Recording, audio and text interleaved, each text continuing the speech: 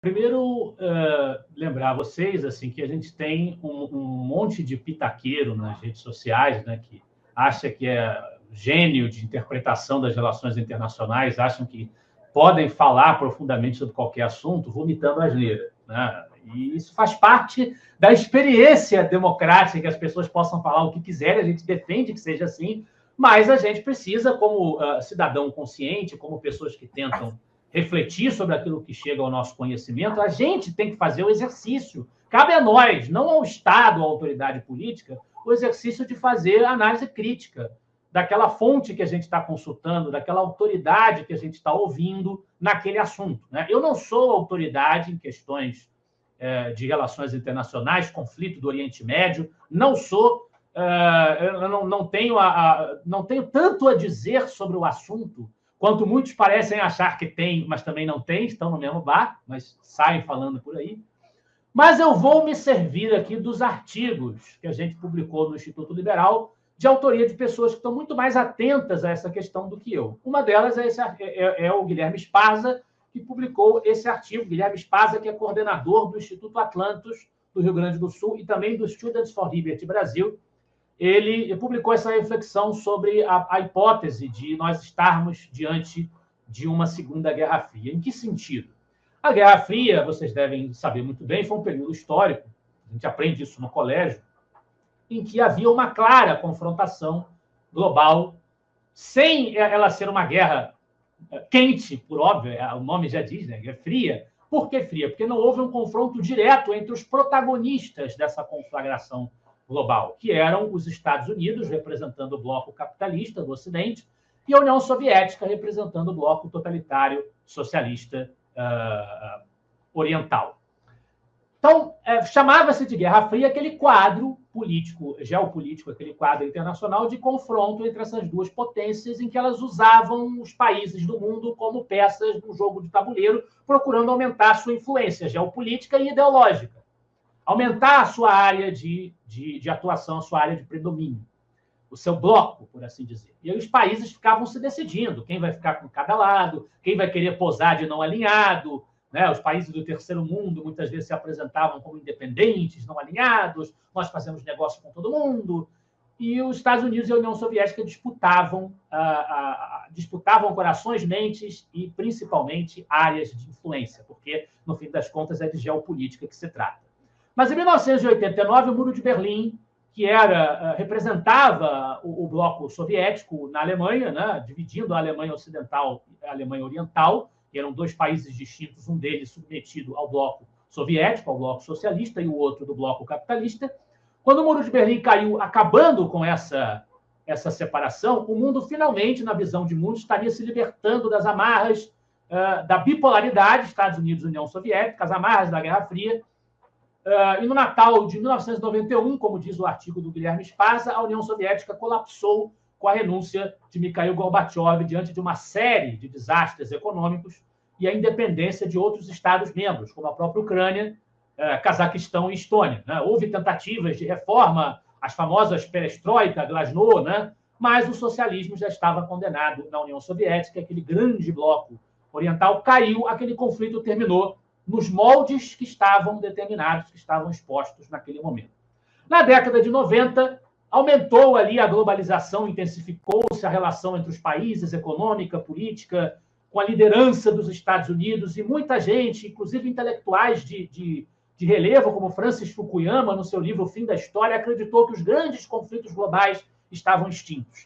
Mas Samuel Huntington, no seu trabalho O Choque de Civilizações, se opôs a Fukuyama e disse que a história não acabou, ou seja, os grandes conflitos mundiais não acabaram, mas retornaram ao seu estado natural. Serão conflitos de civilizações, conflitos de vários polos, e não apenas dois. E o tempo confirmou que ele estava certo. Veio o 11 de setembro de 2001, nos Estados Unidos, terroristas conseguiram jogar 2 aviões civis das Torres Gêmeas do World Trade Center, em Nova York, e outro no Pentágono, em Washington, culminando no maior ataque terrorista da história em território norte-americano. Em resposta, o governo Bush iniciou a guerra ao terror no Oriente Médio e a invasão a países como Afeganistão e Iraque. Na Eurásia, um ex-espião da KGB, portanto, do poderio de inteligência soviético, Vladimir Putin, sucedeu Boris Yeltsin após a sua renúncia em 1999 e confirmou a tendência russa de se manter dentro de um paradigma autocrático, mesmo que não seja mais o paradigma soviético. A Rússia continua sendo até hoje uma ditadura, com eleições completamente pró forma. E Putin quis, desde o começo, fazer com que a Rússia voltasse a ter uma grande expressão geopolítica, um grande peso internacional. Em poucos anos, o país se tornou o maior exportador de commodities para a Europa, no segmento de petróleo e gás. A Alemanha hoje se debate com a grande dependência que se construiu em relação à Rússia para isso, né? E o Putin aumentou a censura, perseguiu seus opositores e reafirmou as suas alianças com a oligarquia russa e com a Igreja Ortodoxa russa. A China, com as reformas econômicas de Deng Xiaoping, conseguiu se modernizar rapidamente, ainda submetida ao tacão do Partido Comunista, mas com um modelo econômico com elementos capitalistas. A China se desenvolveu muito economicamente, a importância dela no mercado internacional se agigantou. Na década de 2010, após a crise econômica de 2008, principalmente, que mergulhou a Europa na crise do euro e abateu os mercados mundiais, o Oriente Médio fez com que muitos cidadãos, em caos com o ambiente político lá depois da guerra ao terror, fez com que muitos cidadãos procurassem refúgio na Europa, fugindo dos seus países natais, aumentando a instabilidade do continente, tensões, portanto, se multiplicando na própria Europa, a saída do Reino Unido da União Europeia, o Brexit veio nessa toada, né? E a Rússia invade a Crimeia em 2014 e, em 2022, a Ucrânia, num conflito que se estende até hoje, numa tentativa de afrontar o Ocidente e a OTAN. A China se tornou a fábrica do mundo, seus produtos industrializados, considerados antes indesejáveis, de baixa qualidade, baixa sofisticação, passaram a competir com Europa, Estados Unidos e Japão no mercado. A China absorveu as commodities de outros países, o que gerou a criação de parcerias comerciais com a África, América Latina, incluindo o Brasil, que tem na China o seu grande parceiro comercial hoje, desafiando o comércio com as potências ocidentais. E a China, então, se mostrou disposta a uma corrida tecnológica e comercial em competição com os Estados Unidos. Já não se pode mais falar de uma supremacia absoluta dos Estados Unidos no cenário internacional. A China começou a competir na criação de sondas e foguetes, na criação de vacinas durante a pandemia do Covid, no fomento a empresas de inteligência artificial, que é um assunto também muito relevante no momento, na fabricação de carros elétricos, são exemplos que o Guilherme Esparza dá, ou no desenvolvimento de aplicativos para smartphones. Em tudo isso, a China começou a pegar o espaço norte-americano.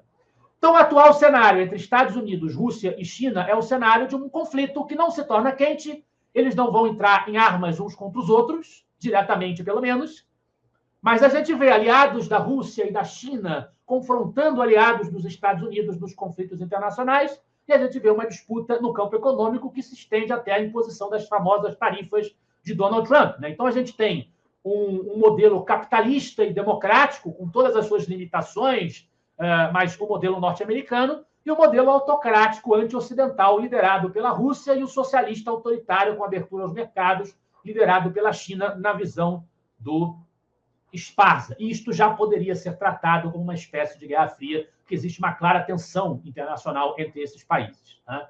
Ao mesmo tempo, a gente tem, hoje, muito quente, um conflito que não deixa de ser entre um aliado dos Estados Unidos e um aliado da Rússia e da China, que é o conflito de Israel.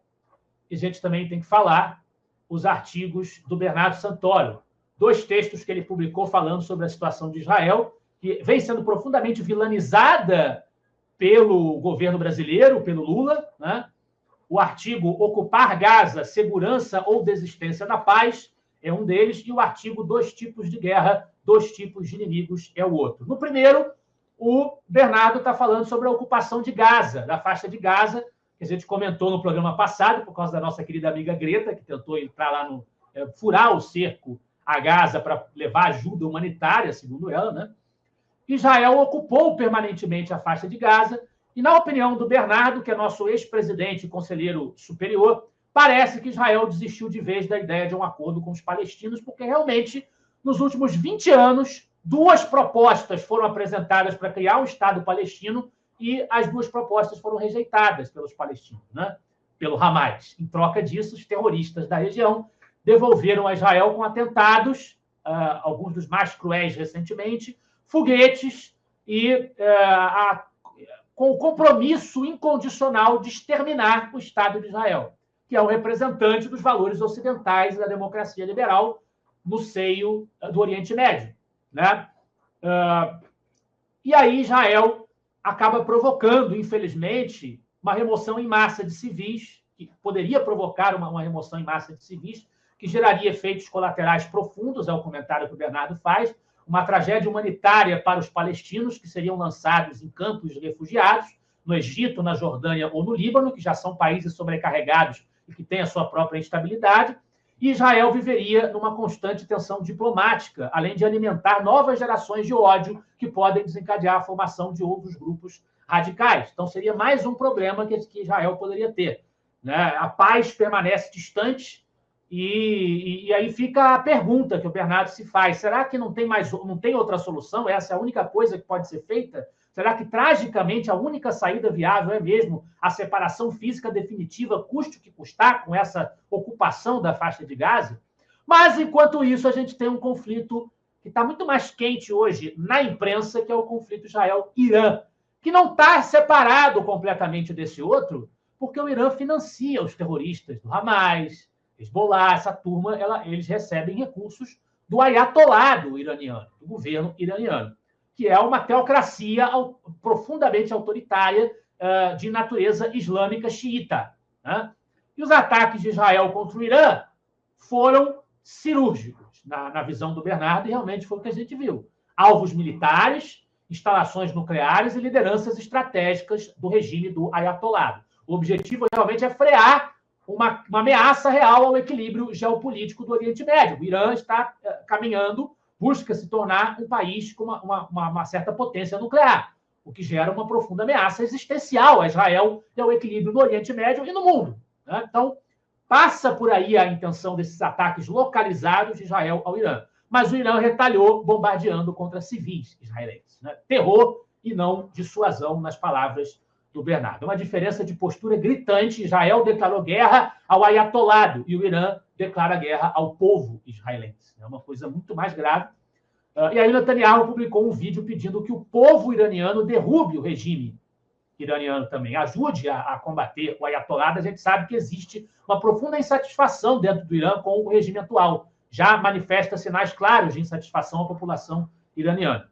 E aí a gente precisa acompanhar os acontecimentos. Como eu já disse aqui no programa passado, Israel não está acima de críticas. Pelo contrário, o Bernardo coloca no primeiro artigo dele que eu mencionei aqui, algumas reflexões. Será que não tem outro jeito? Será que a medida tomada por Israel é a mais adequada?